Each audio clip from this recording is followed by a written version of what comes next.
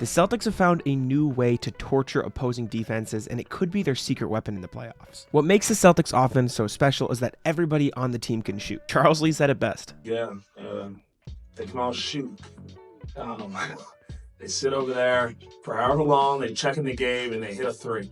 It's frustrating to sit on the other side and watch it. That sarcastic tone is basically admitting, yeah, there's not much you can do. But this new secret weapon takes that shooting and translates it into something different. See, the way the Celtics offense usually works is they attack a mismatch through Jason Tatum, Jaylen Brown, or Kristaps Porzingis. The threat of one of those guys scoring the ball is enough to bend opposing defenses, which leads to open shots for everybody else. But what if the everybody else did that same thing for each other? That's what's been happening lately. Derek White, Peyton Pritchard, and Sam Hauser are three of the best three-point shooters in the NBA. Teams know that. They don't want to give up open looks to those guys because it'll probably turn into 3 points. This creates gravity. And while Tatum, Brown, and Porzingis have gotten some extra rest down the stretch of the season, those three guys have been practicing a new way for the Celtics to dominate defenses. By screening for each other and moving off the ball, the Celtics' top role players have used their three-point gravity to create open looks for themselves or others. Here's an example. Right off the bat, you see Tristan da Silva in Sam Hauser's grill. He doesn't want to give up an open shot. Kornet screens for Pritchard off the ball, and Franz Wagner goes over because, again, he doesn't want to let Pritchard shoot. So when Wagner chases Pritchard around the floor, Sam Hauser sits a screen. Again, Wagner has to go over it, and this leaves Kornet room to roll to the rim. Plus, da Silva can't help in the paint because of Hauser's gravity at the three-point line. But since Wagner went over the screen, Pritchard has a path downhill, which brings Batadze up the floor. And because he has to stop the drive, Kornet has an open shot at the rim. Kornet misses the lob, but he gets the putback. But the point is, the Celtics generated an open shot with Hauser and Pritchard's three-point gravity. Here again, same magic game, same players involved. Again, guys going over screens to take away three-point shots. Corey Joseph goes over, Sam Hauser cuts to the rim, and comes all the way to the other side of the floor. Then, when Kornet screens for Pritchard, Wagner has to go over again, and since Corey Joseph is chasing Sam Hauser still, Pritchard gets an easy run to the rim. Here's an example with D. White, Tatum, and Porzingis instead. The Hornets are so worried about Tatum that Tajon Salon ends up chasing him around the screen. Then KJ Simpson has to go over to take away D. White's three-point shot. This leaves a cut to the basket, but Porzingis' three-point gravity is also key. Mark Williams, who is usually a great rim protector, can't drop back into the paint because Porzingis can shoot the three. Add in the fact that Holiday's cut up to the wing brings Nick Smith Jr. with him, and Derek White has a wide open paint to cut to. Tatum, Brown, and Porzingis absolutely lead the way for the Celtics on offense, but what makes them so elite is that everybody is a threat. Even here against the Knicks, they're so worried about Porzingis and Derek White shooting a three ball that Sam Hauser just gets to cut to the rim. And Towns and Payne are stuck to the corners like glue because Brown and Pritchard can shoot too. The Celtics just put people in an impossible situation. And what happens when you choose to take away the drive instead? Well, Karl-Anthony Towns learned that the hard way. The Celtics offense is so great because Tatum, Brown, and Porzingis have so many guys that they can pass to when they use their gravity. But now that those other guys are using their gravity too, guarding the Celtics might just be impossible.